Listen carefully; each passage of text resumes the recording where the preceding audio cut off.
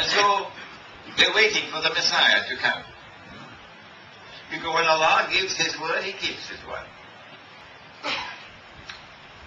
What they didn't know and what no one knew for more than 600 years, Allah kept it a secret. Until the revelation of the Quran. Was it, no, they did not kill Him, no, they did not crucify Him, وَلَكِنْ شُبِّهَ لَهُمْ. Allah made it appear like that. There is a chapter of this book, Jerusalem in the Quran, which explains what happened. And then Allah raised Him. The Quran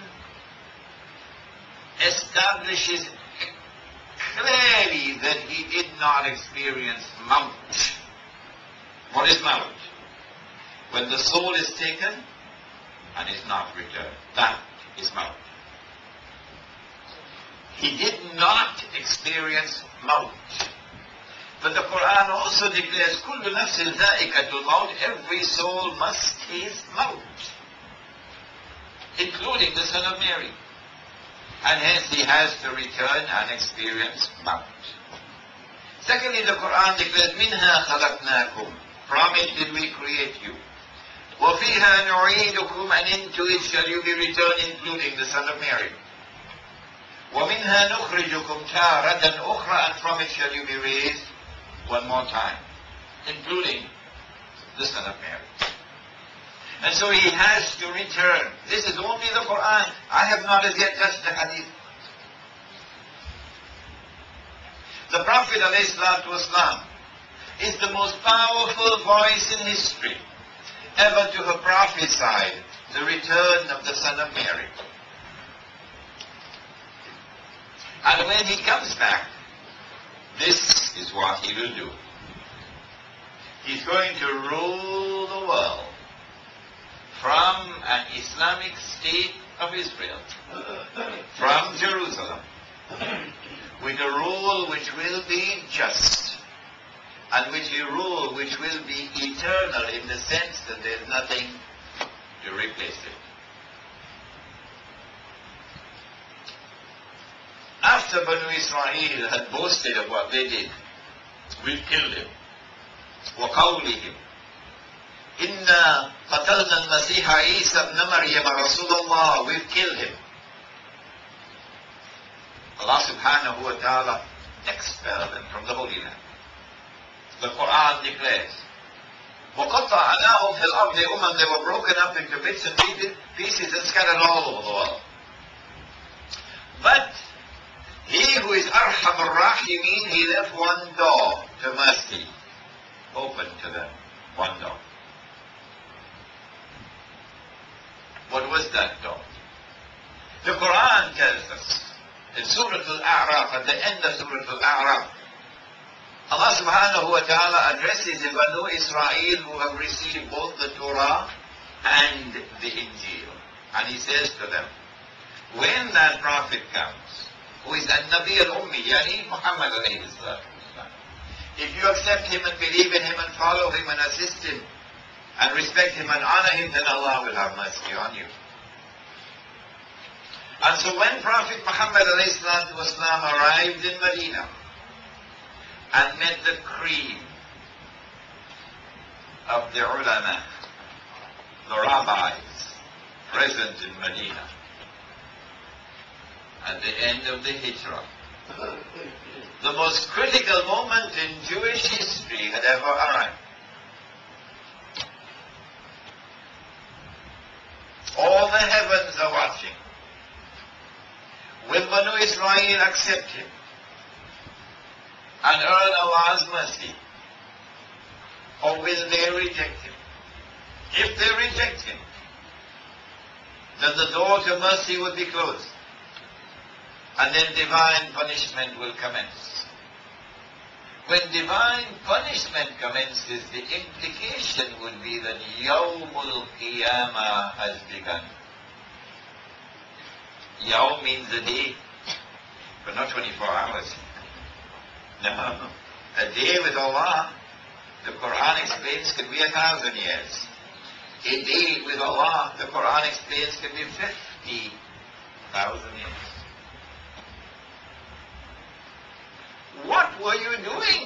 Medina, Rabbi? Come on, tell me. Why is Rabbi silent? They were there in Medina because they knew that the Prophet was going to be coming to that city. That's why they were there. When he arrived in Medina, the Prophet ﷺ did a number of things which could have easily convinced Banu Israel he could not have been other than a Prophet of Allah. What did he do? He did what no Arab could possibly have done. He turned his back to the Kaaba and turned his face to Jerusalem, the Qibla of the Jews. No Arab dared to do such a thing, because this is the heart of the wall of the sacred for the Arab. And yet he did it. And all the Muslims did it. That dramatic expression of the integrity of the truth which came with Muhammad ﷺ should have immediately impressed upon the rabbi, this man is indeed the Prophet of Allah. Number two, he fasted with the Jews on the days when they fasted, and in accordance with the law of fasting in the Sharia of the Torah, from sunset to sunset. No food, no drink, no conjugal ties with your wife. No Arab had ever fasted like that. It was difficult for an Arab to fast like that. And yet they did it. Fasting in accordance with the Sharia in the Torah. That should have impressed upon the rabbis, this is indeed the true Prophet of Allah. Number three, and I've got to cut my lecture because I don't have the whole evening with you.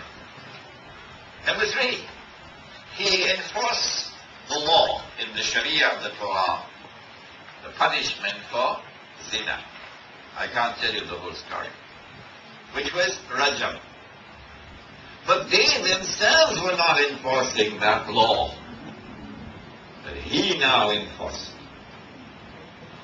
That should have sealed the case. This is indeed the true Prophet of Allah. But no, they rejected him as a messenger of Allah. Why did they reject him? In the face of compelling evidence, so plain that they could recognize him as a prophet, said the Quran, the way they could recognize their own sons. And yet they rejected him. Why? The answer is, if they had accepted him, the Arab, from the seed of Ismail alayhi salam, as a prophet of Allah, that would have confirmed that the Torah is filled with lies. That all they had written with their own hands in the Torah, which did not come from Allah, would now have been exposed as lies. They preferred to hold on to the Torah, which was amended and amended and amended, rather than to have this exposed. What did they do with the Torah? Number one, they wanted to have an exclusive claim to the covenant with Allah for the seed of Ishaq alayhi salam. So they wanted to exclude Ismail alayhi salam. Well, how to exclude him? He's a son of Ibrahim alayhi salam. Now this is a tough problem. Both are sons of Ibrahim. And Ibrahim alayhi salam, when Allah had conferred upon him the title, إِنِّي جَاعِلُكَ لِلنَّاسِ إِمَامًا, I thereby confer upon you the title of Imam of all of mankind. He then responded, وَمِنْ ذُرِّيَّتِي, what about my progeny, my seed? And Allah subhanahu wa ta'ala responded, لَا يَنَالُ أَهْدِ الظَّالِمِينَ لَا يَنَالُ أَهْدِ الظَّالِمِينَ لَا يَنَالُ أَهْدِ الظَّالِمِينَ. That my covenant, yes, will extend to your progeny, but will not include those amongst them who commit acts of dhulm. So this included both Ismail alayhi salam and Ishaq alayhi salam.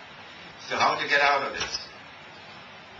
the genius, the evil genius, went to work and said, to be a Jew, your mother must be a Jew. His mother was not.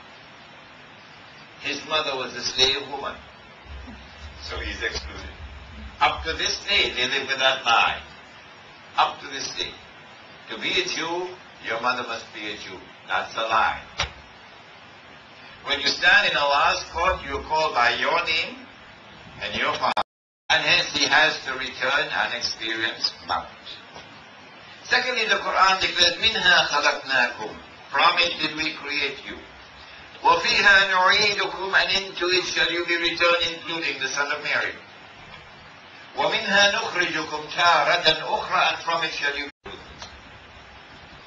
And so, they're waiting for the Messiah to come. Because when Allah gives His word, He keeps His word.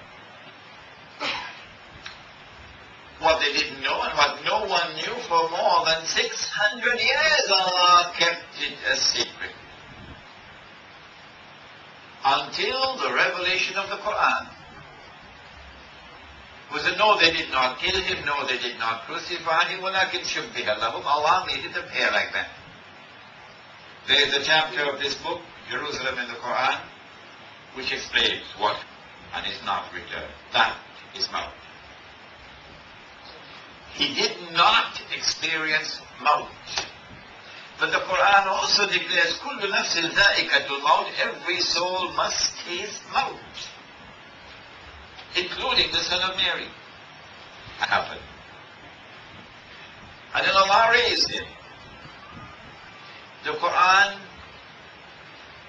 establishes clearly that he did not experience Maut. What is Maut? When the soul is taken